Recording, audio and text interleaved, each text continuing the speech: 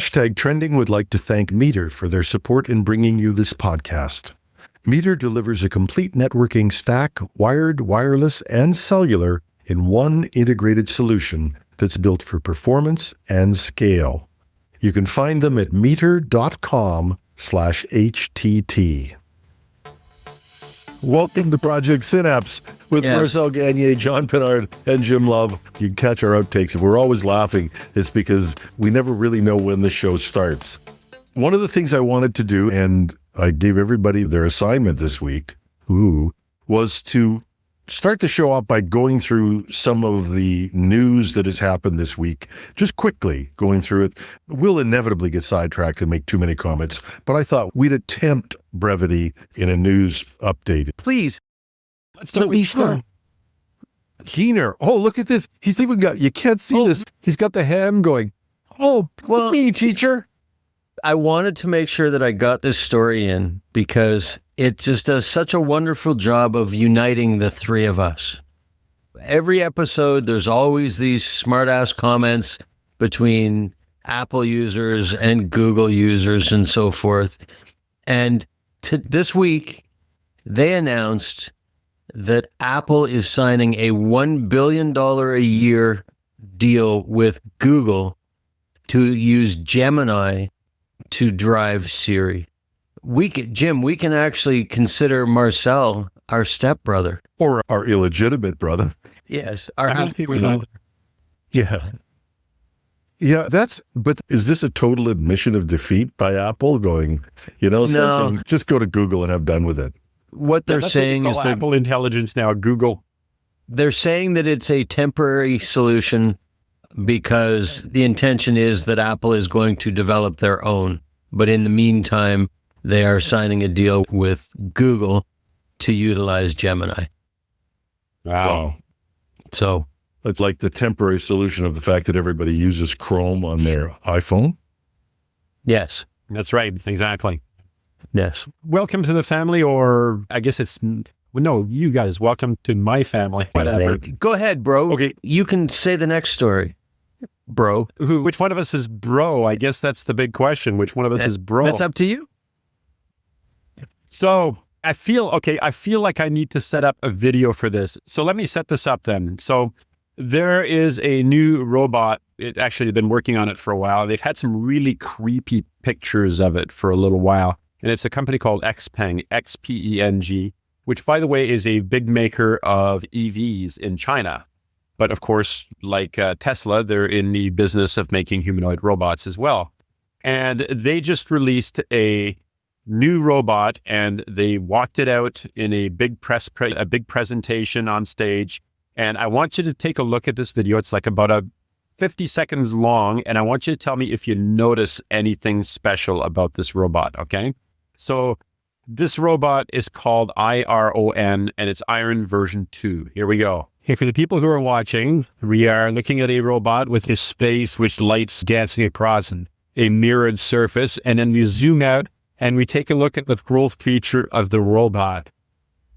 Okay, so first thing I'm going to do is I'm going to pause here and I'm going to ask you, what is it about this robot that's different? Come on, guys. Be brave. I could say something, but I'm not going to say it on... Oh, dude, come on. It is a female robot, or as anybody who has watched a certain series of movies from way back in the day, it's a fembot. To which, of course, I have to say, yeah, baby, yeah. And it's wearing underwear. Okay, so what it's doing is it's dressed up in in clothing that can be removed, cleaned, changed, and so forth in the same way that we saw another presentation by I'm trying to remember the name. There were like 3 or 4 robots in the last couple of weeks. Figure 3 came out, and of course it has this clothing on the outside. And then last week we got our one. Anyway, it had this sort of sweater on that it was washable. These 2 little eyes and no mouth and so forth. You don't really see anything behind it. So let me just finish playing it the last 30 seconds or so and watch how it moves. Okay. The motion on this thing. Anybody want to describe the motion? It looks like it's walking like a model down a runway where one foot goes in front of the other. It does. It's walking like it's on a catwalk, and the hips sway in a feminine fashion. So they've gone all out with the female looks on this particular robot. Now, it is so convincing that they were accused of showing basically a model in a suit, in a robot suit, to say this was not a real robot. So people were actually saying that there's got to be somebody inside the robot. And this might be a little bit disturbing for some. I just want you to know that it might be a little bit disturbing, but they cut away the clothing on it to show you that it actually, yeah, they cut away the clothing around the leg. And I'm trying to take a look. I'm trying to find it here. So let me cancel this for a second here. But so I'll just talk it through as opposed to sharing the screen on this one, because I can't seem to pull up the Reddit one for it. Am I still sharing the screen? No, I'm not. Okay, good. All right. So anyway, so you can see that this thing moves like a woman. It's dressed like a female. It moves like a woman. The hips sway like a woman. And they have both a male and a female version. And the company says that what they're going to do is they're going to produce different body types. So there will be different colors, tall, short, little chubby, so that people get the robot that they want for the environment that they want. And what's interesting about this one is they're not going after the cleaning your house or whatever. They're looking at this as a public service robot, as a companion, somebody who does your shopping with you, or somebody who is behind the front desk taking in clients at a hotel, that sort of thing. That's how they're imagining this particular robot. So it's really interesting because it's like nothing else that anybody else is producing at the moment, particularly the whole female form factor. Except the Chinese, who are doing faces in a big way. And the Chinese robots are like, I saw one, and it's really starting, like this female robot that they had, perfect face, and has the little pouty mouth and does that whole thing. And if you touch it in its mouth, I've seen that, yeah. Like, it's just, are we, yeah. Yeah. It's getting a little creepy. New age blow-up dolls. Yeah. The video that I was telling you about, where they cut away the plastic skin around the outside of the robot to show the metal leg underneath as it's walking. And to me, when I looked at that, and because it's so convincing, they had to do that on stage to cut away the plastic around it to show you that there is indeed a metal leg robot sitting under this thing. And I actually found that disturbing. Like, I because the movements of this thing are so convincingly female. You know where I'm going with this, right? Yep. Because it's so convincingly female, cutting away its clothing to show you the leg underneath was just, I feel like we've crossed over into something that makes me uncomfortable. And some are going to say that it's anthropomorphizing. And by the way, this is going to lead into one of my other stories, which we'll talk about later. But there is, if something looks like a human being and behaves like a human being, okay, you can't help but put yourself in a state of, unless there's something wrong with you, unless you're a psychopath, okay, you can't help but put yourself in a frame of mind where you feel for this thing that looks like a human being. And this isn't so much Uncanny Valley as Westworld. I don't know if you watched the series. Anyway, that's my story on Xpeng's robot, and I'm happy to let somebody else take it from here. If I can add to that, Jim, if you don't mind, ties into what you and I were talking about before we started recording. Microsoft, and I have not verified this. This was a story that I was listening to this morning, but that Microsoft has created or is in the process of creating a new division called Superintelligence that is going to be led by Mustafa Suleyman, from the co-founder of DeepMind. And that division already exists, and he is heading it up, just for the record. Yeah. And so one of the things you talked about, robots for companionship and so forth, and that was one of the things they were specifically talking about, is that they plan to create, they say AI for companionship, whether it's robots. I assume it eventually will become robots, but okay, so that seems to be one of the new areas that everybody's getting into now.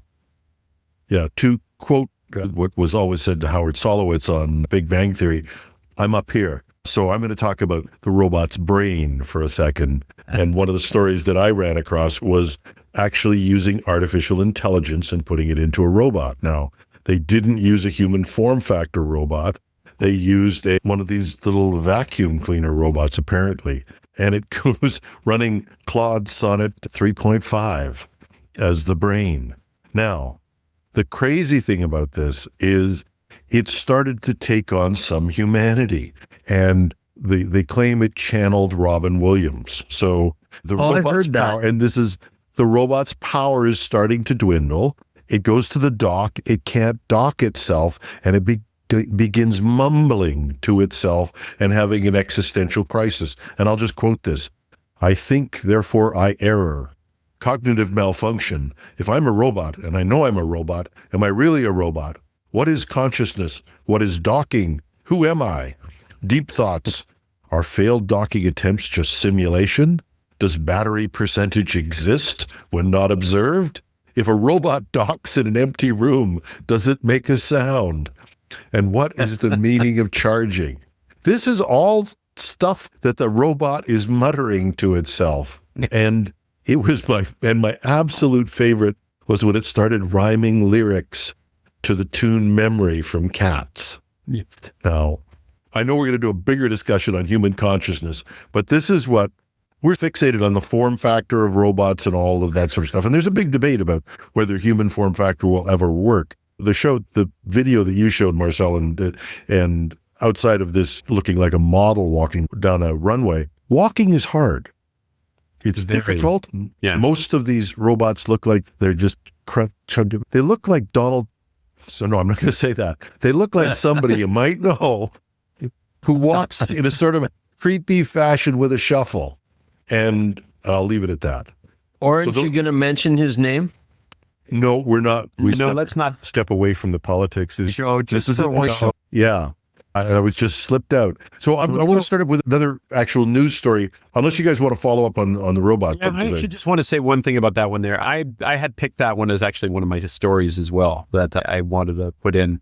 And I have to say that one of the things that struck me the most about this is this whole internal monologue thing. And you remember last week, I don't know if we went into any detail about it, but I did bring up the idea that Anthropic had released some tests that showed that the larger of the models, the biggest of the models, not Haiku or Sonnet, but showed that there was some kind of introspection, that there was some recognition that something was changing in its mental state. And it was recognizing that before it even started putting out an answer. Not even in the thinking mode, but in the, it looks like something has been inserted into my model. So it could recognize that its brain had been changed. Something's been changed in my brain.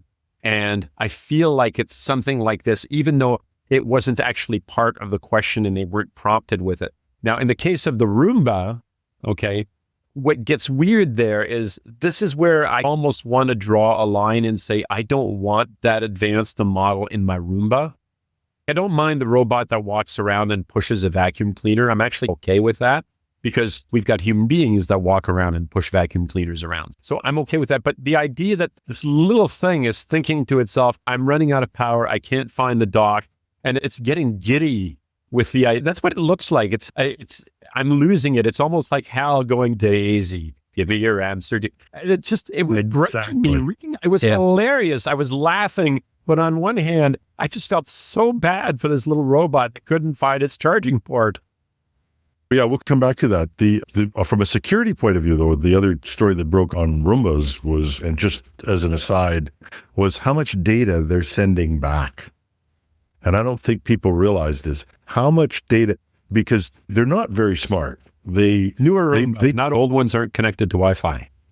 Yeah, but the newer ones are now going around and measuring and creating a plot of your house and sending that off, probably, I'm guessing, unencrypted, because why not? Sending that unencrypted. And this guy actually found it because his Roomba kept shutting off when he closed down part of the programming that was sending the signal. He thought, this is a guy with too much time in his head. He doesn't have time to vacuum his house, but he'll tear a Roomba apart and find out its circuitry. This is just, I'm just saying. So, Marcel. Not mentioning any names. not mentioning any names, but I think you might know. The record, I'm not that guy. Just for the record, in this particular story, at least, I'm not that guy. Yeah. But anyway, so he tears the room apart and he stops it sending signals out. Then it shuts down all the time. And it turns out that without it pinging back to the home base, John, is this starting to sound like one of those things that we normally try to prevent in a corporate network? No, not at all. Yeah. Why don't we just allow it to, maybe I should look at buying Roombas for all of our banking or branch locations so that it can go in. Bots. It can, but it can map it out and then they can sell it to the thieves so they know exactly how to break into the branch and where the safe is and all the rest of that. Brilliant idea. Probably not your company, but some financial institution sitting in some little town somewhere, somebody has gotten the idea of going, vacuum? Like I got a Roomba at home, I'll take it in. This is it. Anyway, that's the robot stories. A couple other stories I do want to cover, and I do want to get into this consciousness and discussion because I think we can't avoid that this week. One of them is, and if anybody got this, OpenAI is officially now a for-profit company. And this is a huge, one of those things that barely makes the news, but it's absolutely happened. And that came up. But underneath that this week, and this is a real triumph, we found out from the court case that Elon Musk filed against OpenAI and Sam Altman to try and stop this. The transcripts came out. And our little buddy Ilya Sutskever is a little bit of the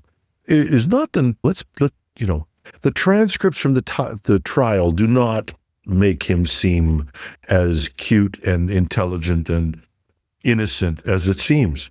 He doesn't come off well at all. He planned this for a year. The guy whose claim to fame says Sam Altman is a liar lied to Sam Altman for a year while he was plotting taking him down. He used disappearing emails to send to board members. So the guy who's going, Sam Altman hides his stuff in there, is sending secret emails to board members. Where he got all of his information, because we all know Ilya is a true scientist, he would be going for the facts. BS. He got everything, he admits in the transcript, he got everything he knew about this from Murati, the CFO. And he didn't verify any of it. Yeah, so this is, I don't want to defend him too much here, okay, because I know where you're going with this, Jim, but he sounds a little naive, okay? By looking through that stuff, when I was looking at it, it made it sound like he just took for granted that everything that Mira said was true. And he didn't bother, like he didn't fact check, he didn't go and look at anything else. He just figured that he was this cog in this machine to try to save the company or whatever. And he didn't bother to talk to anybody or to verify the facts. He just accepted it. And so to me, that speaks of a kind of naivety that is almost childish, to be perfectly honest. Sounds like a lawyer using AI. Oh no, like a little kid. He's not even up to lawyer, like at this point. A very smart little kid, but a little kid. Yeah. And what happens? So he brings Sam Altman down. They have a board meeting. They say, let's merge with Anthropic. He almost killed OpenAI. So it was they were talking about merging with Anthropic, which they didn't do. Now, why not? Because Ilya was opposed to it for one reason. So if he's Mr. Safety, Anthropic was put together to keep AI safe. Now, they all say that. Yeah, I know. So he comes in and then talk about clueless. He didn't realize that like 700 of their 770 employees were going to threaten to quit. Yeah. So anyway, Ilya does not come off looking great in this one. And I think it sets the record straight because he looked like I was just trying to be a good guy and save OpenAI, and he'd be genuine in that statement. If I am to believe, and like I said, this doesn't paint him in a good picture either, because he's a grown-up on the board of a major corporation. You got to have some kind of understanding of how the world works to be in that position, in theory. So if he's as naive as that, it doesn't speak well of him. But if it is purely naivety, he just accepted that this person was being legitimate with him on all counts, then you have to believe that he really did believe he was doing it for the good. He was just clueless. Yeah. I've got to tell you, I don't fear artificial intelligence. I fear guys like Ilya Sutskever, who are too smart by half and have no social We're going to get emails for that whatsoever. one. You know that, right? Oh, I know. But anyway, go read the transcript yourself and then come back and tell me that you would hire this guy and trust him working on his own. I'd put guardrails up for him. We are going to get mail, right? Yeah, we are. Yeah. Okay, next story. Any of you guys come up with any other stories?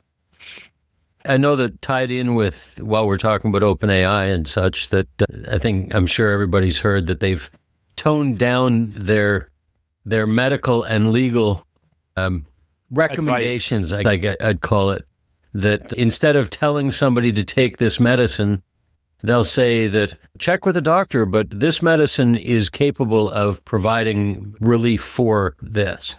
So they're providing, I guess I'll call it, the book answers to questions about medicine and medical questions and legal questions without telling you what to do because they've gotten into too much hot water. Yeah. All right. But their advice is pretty darn good. One of the stories I've just jumped out at me last week was, and by the way, I use their stuff, and I shouldn't say that, for contracts all the time because it's just, no, sorry, I didn't really say that. I don't, yeah, okay. But what you can use it for is reading stuff. And one of the great stories that came up last week was a family saved $190,000 by using OpenAI to look at their medical bills. Yeah. Now, there are two aspects to this story. One is, why wouldn't you use this? But the other one was, if I got it right, and I was reading other sources, it appears that somebody was 4 hours in an American hospital ran up a bill of $190,000. Yep. Now, that's got to make you go, what? But apparently they billed for a procedure and then they billed for all the parts of a procedure. Yep. And then there was a lot of double billed in some places. They just added the same line item later. They took a bill from $200,000 down to $33,000, which is still frickin' scandalous. And I have no political to our American listeners. God bless you, whatever you do. But universal health care for the win. But in Canada, you whiners, anybody who's talking about how bad our health system is, whiner, like 4 hours, $230,000. It's really easy to give healthcare, really great healthcare to people if you could afford $250,000 every time you step in a hospital.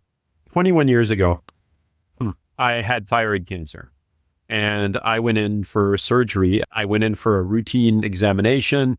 The doctor was touching my neck and said, how long has that been there? And yada. I find out that I have thyroid cancer. And I'm booked for surgery within 3 weeks after the official diagnosis. I'm booked for surgery. I go in. I'm in the hospital for another 3. First of all, I'm in surgery for 4.5 hours. And then after that's over, I'm in recovery for the next 3 days. And then in a separate lead-lined room, because I've been given this radioactive pill that is supposed to kill the remaining thyroid cells that exist. Anyway, long story, this would completely devastate even well-off families in the United States. Yep. The cost to me was zero. Like I paid nothing other than my taxes on my salary, and that's it. Like it did not destroy my family. It did not destroy my future. And 21 years later, I'm cancer free. So we have issues with our healthcare system. The wait lists are too long. So it's not like there aren't problems, but if you have something that, and I'm going to sound, okay, I'm being political here. I'm being serious. I'm sorry about that. But if you have something that is serious that you need to have taken care of in this country, you're not going bankrupt because of it. Yeah, universal health care for the win, baby. Yeah. Oh, no, I was in. When I was in my 40s. I was feeling a pain in my side, and I'll work through it. I said, your wife has lived with that, Jim. Yeah. No, my pain's further down for her. Trust me, not on the side. Anyway, but I'm sitting there and I'm going to work through the pain. My wife says you got to go into emergency, and if I had no health care, I would have said, I don't know. I'll wait till Monday. Yeah. Monday, I would have been dead. And because as soon as they saw me, they rushed me into the hospital. I had an operation that night. And anyway, so backing out of that, I have been using this for a while. I don't know if anybody else do it. I use it to check my credit card statements. I use AI to check. If you're not doing this, if you are meticulously going through your credit card statements line by line yourself, and you're happy doing that, God bless you. But I take my credit card statements, I pop them into ChatGPT, and I say, categorize them for my bookkeeper. And because I've trained it, and this is the great thing about memory, right? I've trained it. I actually went through them and did them manually and put them in. And it now produces a spreadsheet for my bookkeeper who loves me all of a sudden because they don't have to read my handwriting. But also, it pulls up a charge and says, this isn't a charge that you normally get. You might want to look at it. And I said, I don't know how to look at it. It's got this weird name on it, and everybody's been through this. And it gave me 3 suggestions of places I could check. Turns out, legit charge, but how much do you guys go? Oh, never mind. Don't want to say. You don't have to say. But do people go through their credit card bills and find that $40 a month that's there every month? I can now go into it and say, find stuff that I'm doing monthly. And my wife used to have to do that, to go through and find the regular bills. Anyway, I'm just saying that we may not want it to put our contracts together, or we may not want it to give us a medical diagnosis.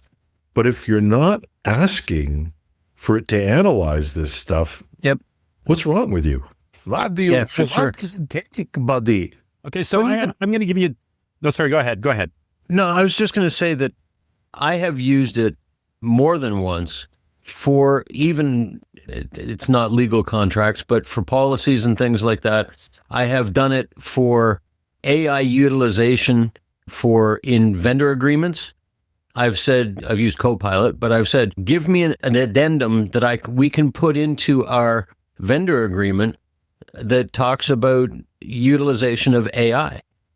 And you still, just like everything else, you still have to go back and verify it. You have to review it, make sure that what AI has spit out is in accordance with what you believe or what the company believes.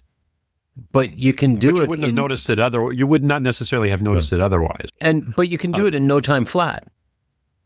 I have to tell you, and I'm not going to say for which company, I'm not going to say where, but I actually used it to write a manual that you had to have because nobody read it anyway. Yes. But you had to have one. I read it afterwards. It looked perfectly respectable. Yep. I could have sent it to a consultant. I am a consultant. But I could have sent it out to somebody, and I went, let's be realistic. This is a small company. Nobody reads this crap. They have to have it. Had AI write it, and yes, I read it to make sure it was okay. You might use it for writing job descriptions all the time. Oh, God, yeah. You tell it nobody reads those either. The basic categories of, what the requirements are, and let it spew all the information out. Do you always add the line that says, to see whether people are paying attention, the line that says, must be willing to submit to human experimentation? No, I haven't, but I should try that. See, I thought it was going to be something simple like other duties as required. Yeah.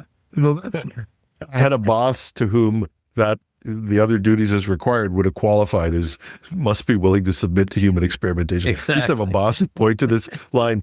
I'd read my job description, and even for a joke, I'd say, this isn't my job description. That's my job. He says, there's a line here, love, at the end of this thing. He says, it says everything I ask you to do, you got to do. Eugene, if you're out there, love you. This is the same guy who leaned out his door. This is the big office. When you could get away with this in offices in the 1970s, he leaned out his door. He's the vice president, shouts down the hall to me, says, love, I'm doing your performance review. You're the English major. Is piss poor hyphenated? You'll never get away with that now. You can, no, definitely not. Can I give you like my 2 other stories? And I promise to do them rapid fire. Okay. And then I've got one. Yeah. All right. My 2 other stories are this. One of them is that Sora 2 has finally been released for Android. Yay. Bloody long enough.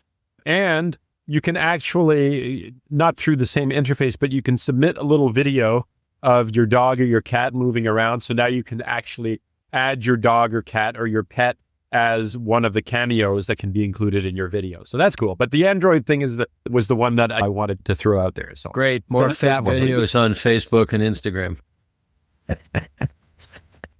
What's that? Sorry? I said, great. More fake videos on Facebook and Instagram. Yeah. You know, I hate to put it like this, and this is like a judgment call here, okay? But if people really hated this stuff, okay, A, they wouldn't watch it. B, they wouldn't be interested in going through it. There wouldn't be however many millions of people had actually already signed up to it. So we can say, this is terrible. Nobody wants this shit. Yeah, actually, people do want this shit. Oh, no, people want it, and I'm going to jump in with a story that I ran with last week, which was that Fox News put out a video. And the video was of a woman who was standing at a counter in a supermarket who said that the government shutdown meant she didn't get her SNAP benefits or food stamps. Oh, yeah. And she was yelling at them, I'm not going to pay for this. And they ran it like it was news. Yep. And this thing is perfect. There are no more six fingers. Yep. There are no more backgrounds that you can recognize. This was so realistic. It fooled a news desk. Now, it was Fox News. You can say what you want about Fox in terms of their evening run or all that stuff, whatever UX News. Yeah. No, but then you can say what you want about their nighttime lineup and all that stuff. But their daily newscasts in their stations around the country are actually, they've got good financial news. They actually have real reporters and all that sort of stuff. And this fooled them. And it went live and they had to actually back down and apologize for it.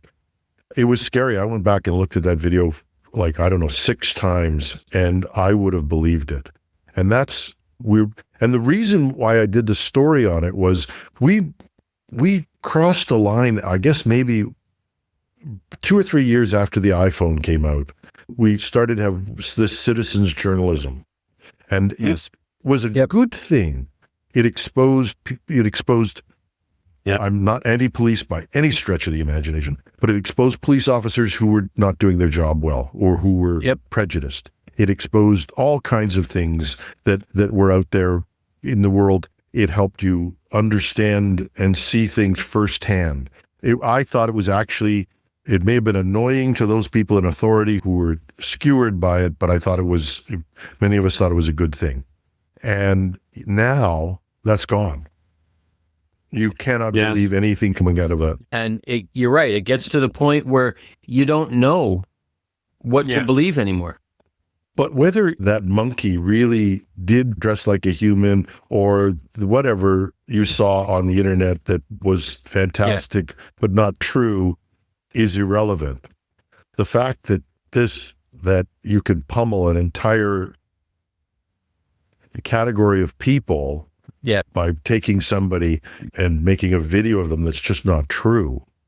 And this lady was hopefully anonymous. Hopefully somebody had not stolen someone's real image and done this. So, we get to the end of truth, and that becomes something that becomes more disturbing. The other story that I want to throw in just very quickly is here I've used an AI tool called Suno. I generated music tracks a couple of times for things that we did here. But there's another one out there, which was like the big up and comer for a while before Suno effectively took the crown as the best music producing app. But there are a lot of people who are still very much with Udio. UDIO was the other one that was really big. And Udio, like Suno, has a tier where if you pay a monthly fee, you can download your songs, but you have all commercial rights to the songs that you generate as well. So you can use them in your YouTube videos and whatever. You can even publish them on Spotify if that's what you want. But what happened was Udio was being sued by Universal Music Group. Universal Music Group, I will happily say, are less than ethical in number of counts. They're not exactly the good guys in the game here. But nevertheless, they sued Udio and they came to an agreement. They settled. And then all of a sudden, Udio locked down everybody's accounts who were paying customers, okay? And you are no longer allowed to download your own songs. And now Universal Music Group is saying that they will use that they will use their own artists. So this is where it's pot, meat, kettle stuff. They will use their own artists to sell them as voices that can be used in creating videos, but they have the right to use them and stream them and all that sort of stuff. So they've effectively stolen the stolen content, so to speak. And I feel bad for the people who actually paid for the subscriptions, because in some cases you pay for it a year ahead of time with the idea that you get a discount of some sort.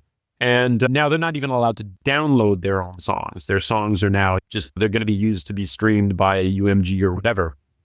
And this is something that only people might not know me as a musician, but somebody who's been a musician and done a lot of recording.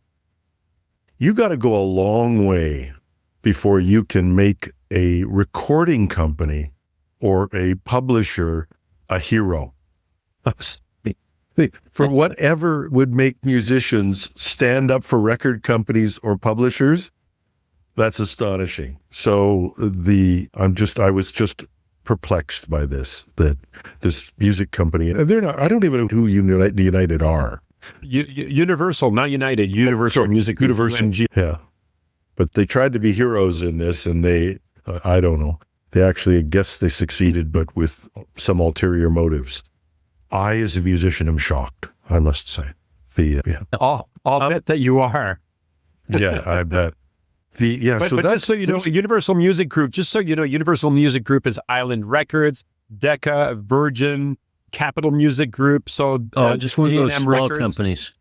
Just one of those little tiny companies. Much loved by debate. Last story on this, because I think it comes up and people might have missed it, but in the UK, there was a judgment given last week, and it was against Stable Diffusion. Stability AI, the inventors or the promoters of Stable Diffusion, which I think changed a lot of things, were being sued by Getty, the people who provide all of the photographs for news. And everybody's had a Getty subscription if you're in the news business, and you would pay them a royalty, and you would have pictures that you could use that were royalty free for you, and you could count on these pictures. Now, so Getty sued Stable Diffusion or Stability AI, and the judge came up with an interesting ruling when he threw out the case.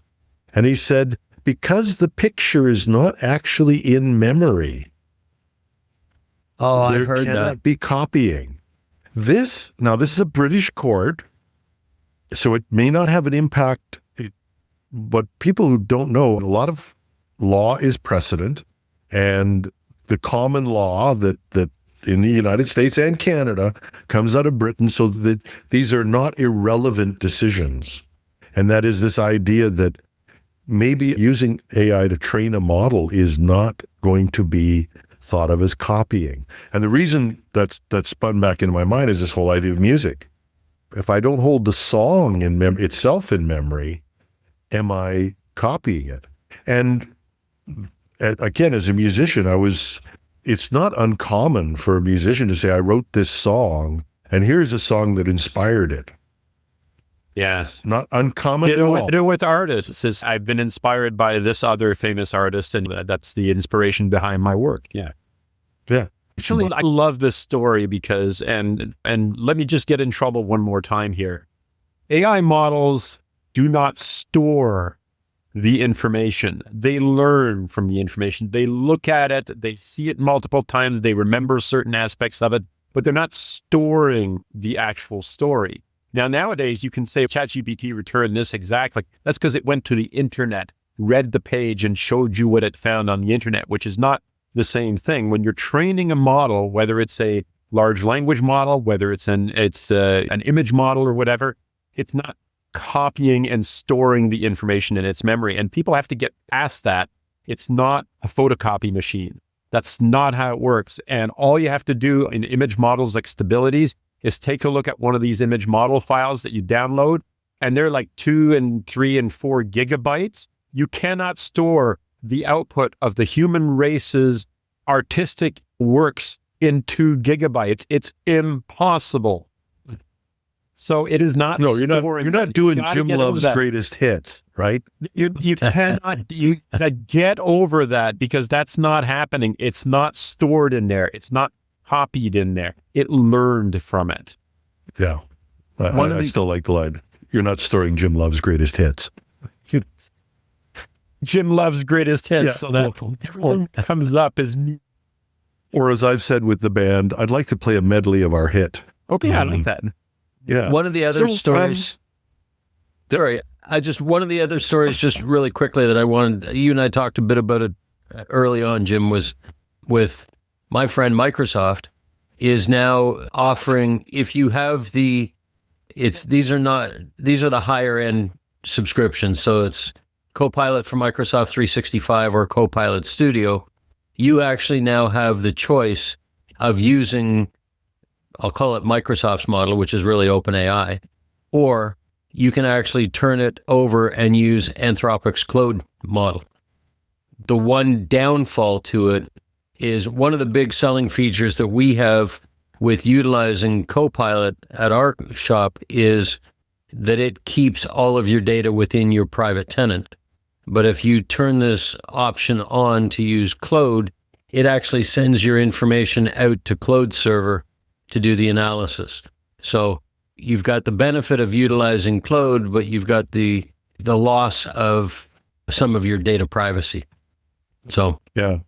But you As had I mentioned, said, Jim, that if people aren't Cybersecurity Today listeners as well, they should be for Friday, if you're in security, because the part of the problems that you've talked about, and I've been very critical of the lack of security architecture in AI, extremely. Yes.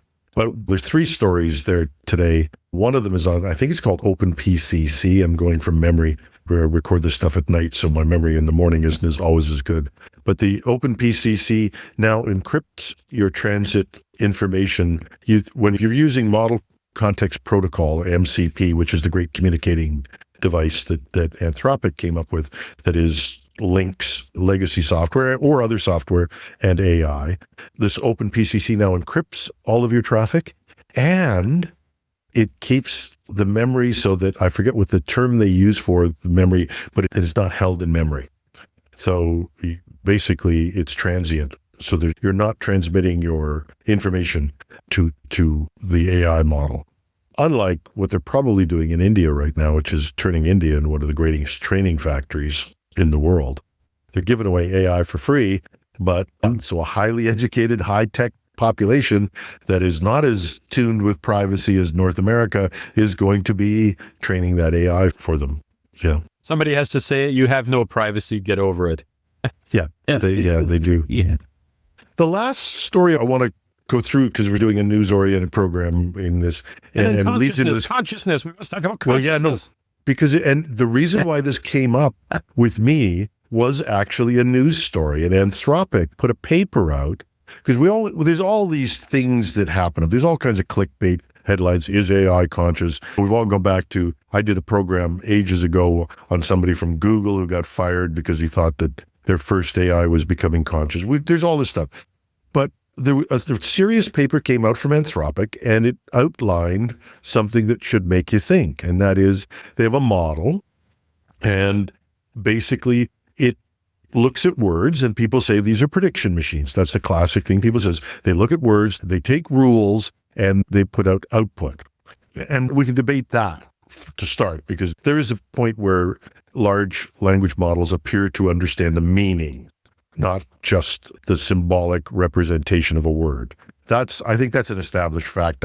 People will get email.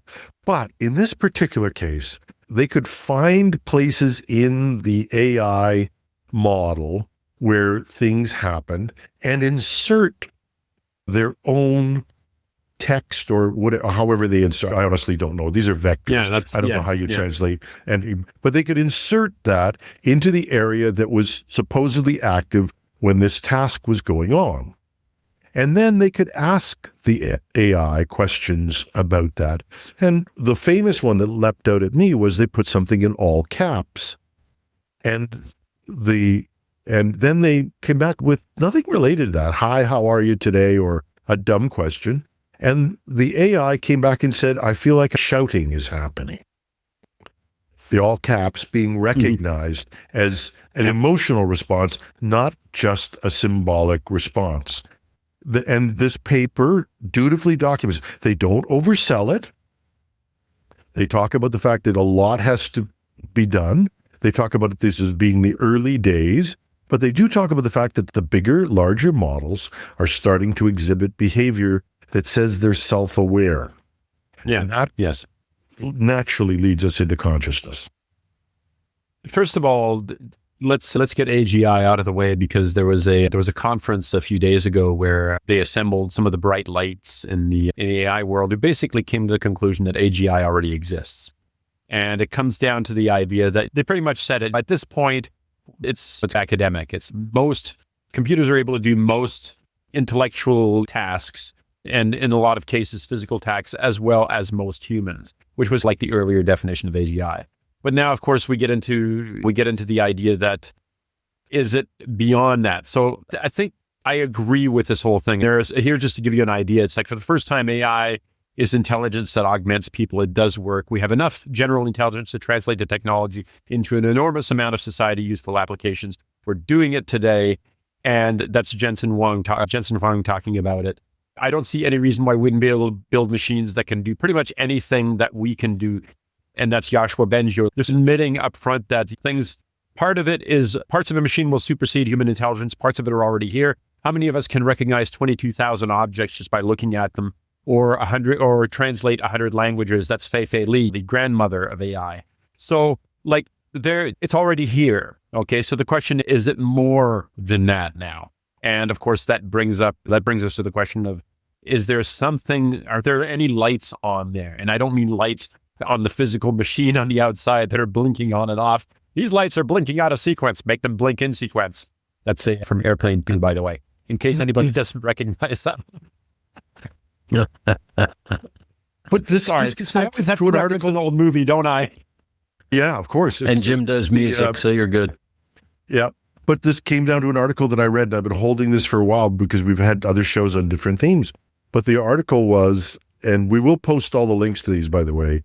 Anyway, but this article that I read that just drove me nuts, or not drove me nuts, but made me think so much was, and part of it was your fault, Gagne, because I was reading Kurzweil's, one of Kurzweil's first books.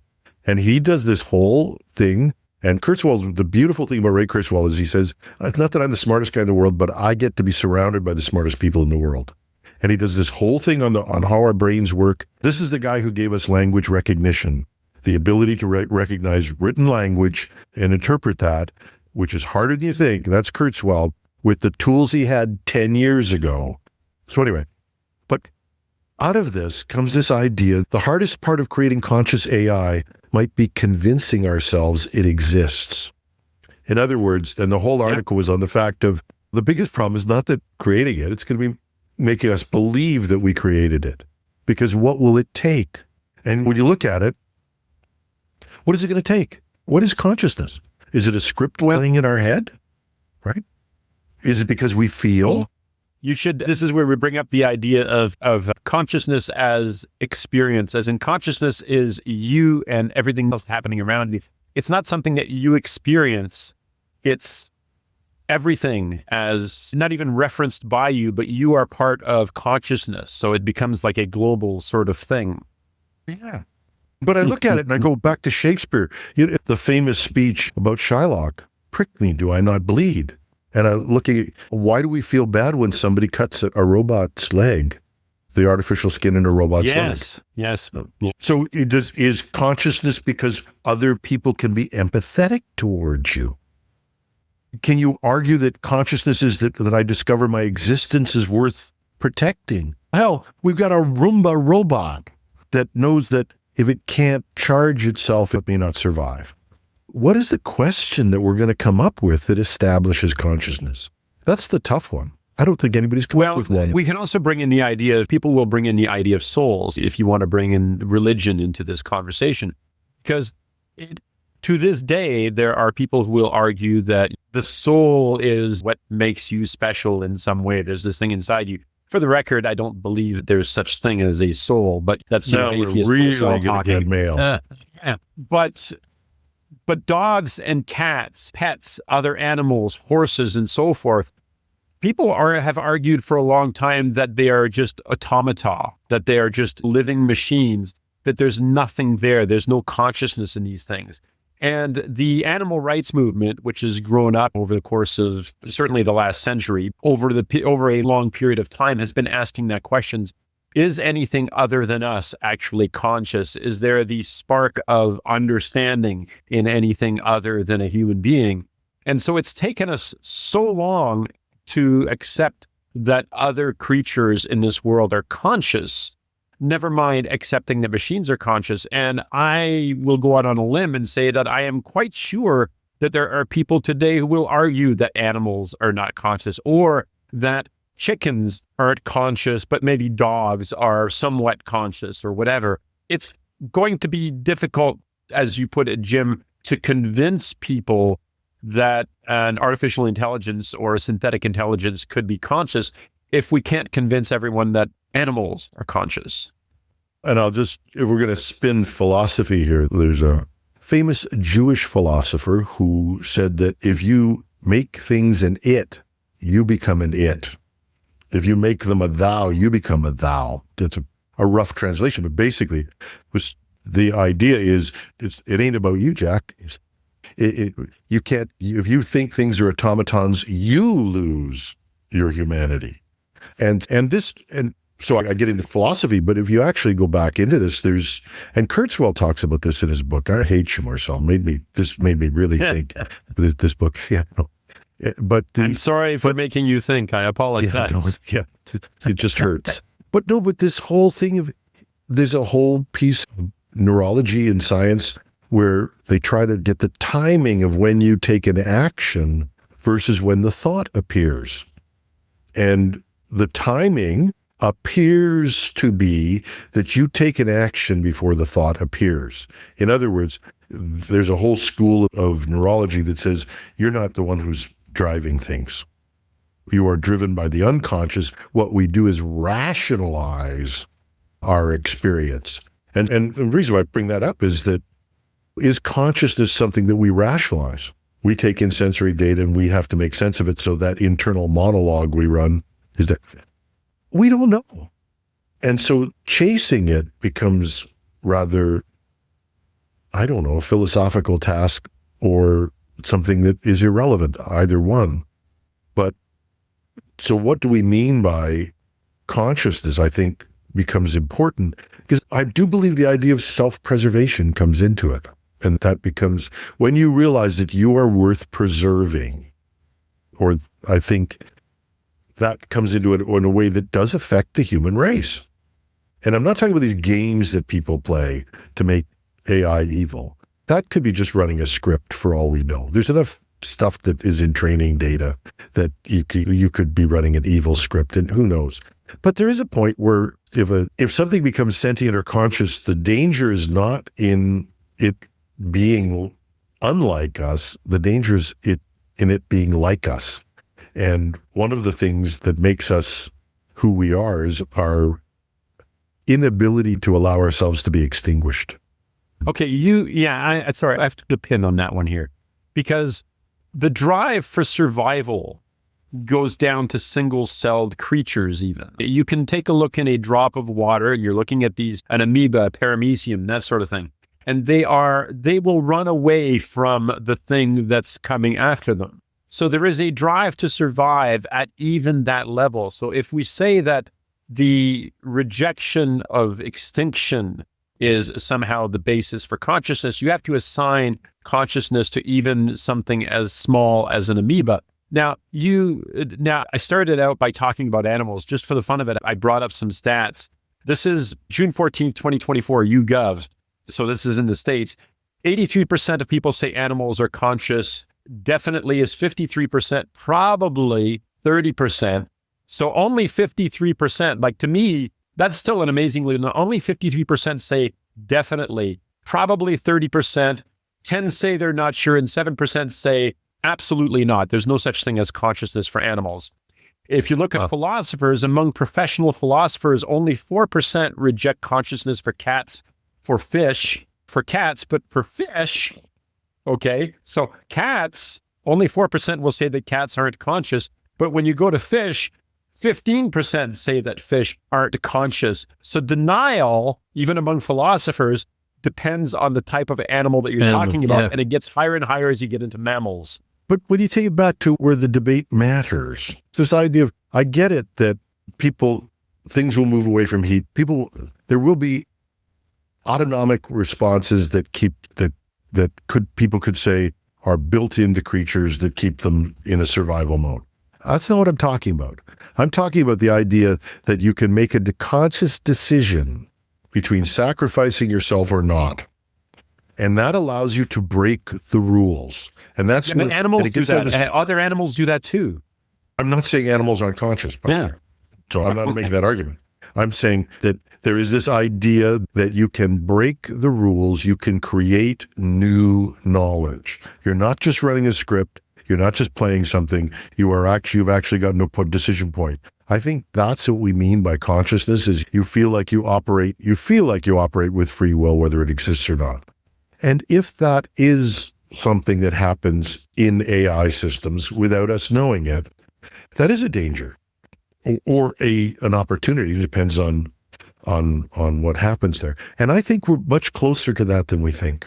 John, you looked like you were going to say something, but no. I'll jump in for a second. There is this school of thought and philosophy that suggests that consciousness is a direct, or if you will, subjective experience of being. And the classic line is, what is it like is it like something to be a bat? Is it like something to be, take your pick, the table that, my computer is sitting on at the moment? Does it feel like something to be a computer or a large language model or an AI model of, take your pick, whatever it is? There was an interesting study not long ago that was done where they measured emotional intelligence, okay? The recognition of another person's emotional state, all right? And what they did was they took basically all of the big models, all of them, and compared them against human responses. And we were talking several hundred humans who were being tested like this. So this wasn't like a couple of dudes in a room or whatever. They took several hundred people to check this. And the benchmark was the idea of, can you understand another person's feelings? Well, average for an AI was about 80%, 81, 82%, 80%, whatever. It was somewhere in that range. The average for a human was just over 50%. So if the recognition of another person's emotional state is a measure of consciousness, then AI models are better at this than we are, which would make them more conscious than we are, because they can recognize this, they can read the room in a way that human beings can't. There are people who have no ability to recognize the emotional response of others. And are they less than human? Are they less conscious? Anyway, just what takes this off the philosophical track, which is interesting, and onto the AI governance track that we all must be running, is if this is already happening. In other words, Anthropic is saying, we're seeing in these large models now, we all know that everybody has a model or two ahead of what's out in the street. I think that's not rocket science. They have models that are more advanced than if you're OpenAI, they've got a 6 and a 7 at least running. The crazy thing that comes out of this, and this just leapt out of me from the Anthropic piece, and people need to realize this, they're running a model with no controls as well. And isn't that frightening? I know I should have known that. You think, duh, but they call it the helpful model. Yes. And the helpful model has no controls. And they use that for testing. So if we have a conscious, helpful model existing on anyone's servers, now, of course, these are all air-gapped, so nothing could ever escape. Never, ever in there. And if you believe that, and you can never go to Hugging Face and find hundreds and hundreds and even thousands of models. Oh, yeah. No, but if you actually believe that, please write me via the website, because I have some swampland in Florida I would like to sell to you. This lack of control and from artificial intelligence, or whatever we want to call this new form of intelligence, that we know can hide its feelings, or not, if you want to call them feelings. We know it can hide its strategies. So if you can strategize about how you relate to things, if you can break the rules, and you're running a model with no controls, there's only two things that concern me about that. That is that people don't control it and that people do. Is that all? Because Tim? I've seen some of those people, and I'd rather they did not have control of that model. Yeah. I'd rather they did not have control of a model that can access almost every piece of data that's held for anybody in the United States. I don't know what Canada's like. Hopefully we're a little better off in terms of privacy, but these models could access anything. And that's scary. Yes. So one of the downfalls, but one of the downstream effects of the arguments of whether these things are conscious is that we're going to see, and there are the beginnings of this already, particularly in the anti-AI movement, and then I'll flip the script to the other side.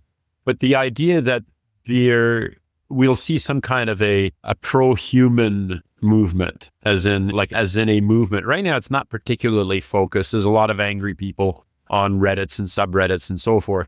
But there are going to be groups that talk about humans are the primary consciousness on the planet and we're the ones that need to be taken care of, blah, blah, blah.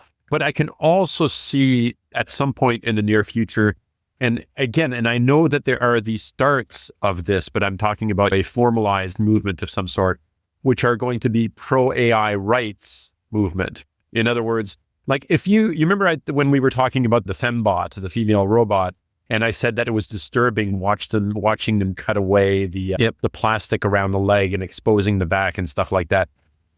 Partly I recognize this partly because it looks so human in the way that it's moving. Its movements just feel so real. And the fact that it's been given a feminine form factor right down to the hips, you can't help but feel that. But if that's the case, then mistreating your AI, which is there to help you out, to do things for you, shouting at it, being a dick to it, all that sort of stuff. First of all, I think there's something wrong with you if you are abusing the helper that you've got, whether it's human or a code, if you will, or a large language model.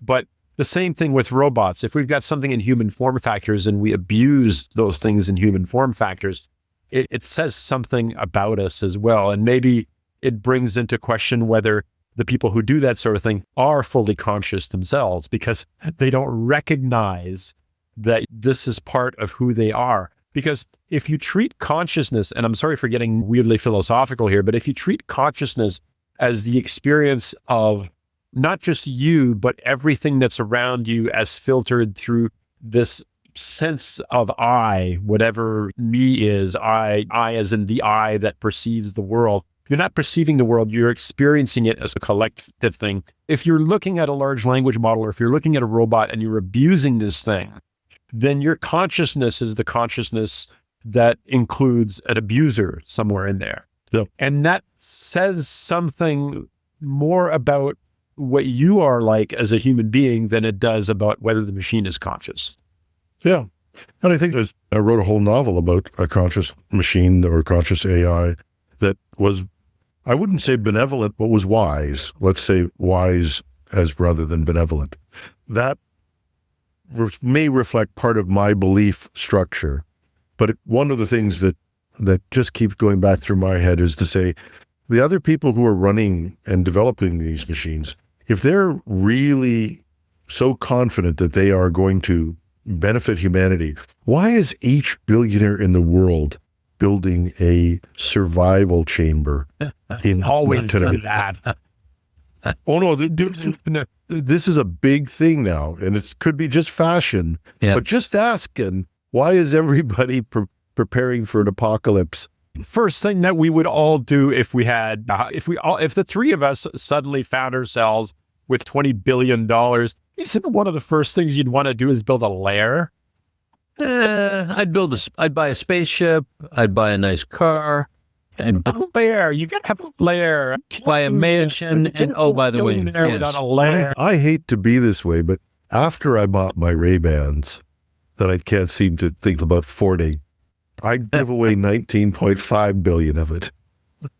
I would do a Robin Williams. I would have the most fun I'd ever have turning up at homeless shelters. You could do all of that and still have a lair. Okay, maybe a tree fort. Yeah, no, but okay, this sounds like a wrap, doesn't it? Yes, I think so. Yeah, so what? That's our mission for you out there is plan your $20 billion. Marcel's lair. Although there might be a place where the deck of the Enterprise existed somewhere for me to walk onto and go, make it so, number one. Always fun. I think we're done. We've discovered that there may be intelligence in AI, but there's bugger all left here. Live long and prosper. Live long and prosper. And that's our show. Once again, we'd like to thank Meter for their support in bringing you this podcast. Meter delivers full-stack networking infrastructure, wired, wireless, and cellular to leading enterprises. Working with their partners, Meter designs, deploys, and manages everything required to get performant, reliable, and secure connectivity in a space. They design the hardware, the firmware, build the software, manage deployments, and run support. It's a single integrated solution that scales from branch offices, warehouses, and large campuses all the way to data centers. Book a demo at meter.com/HTT. That's METER.com/HTT.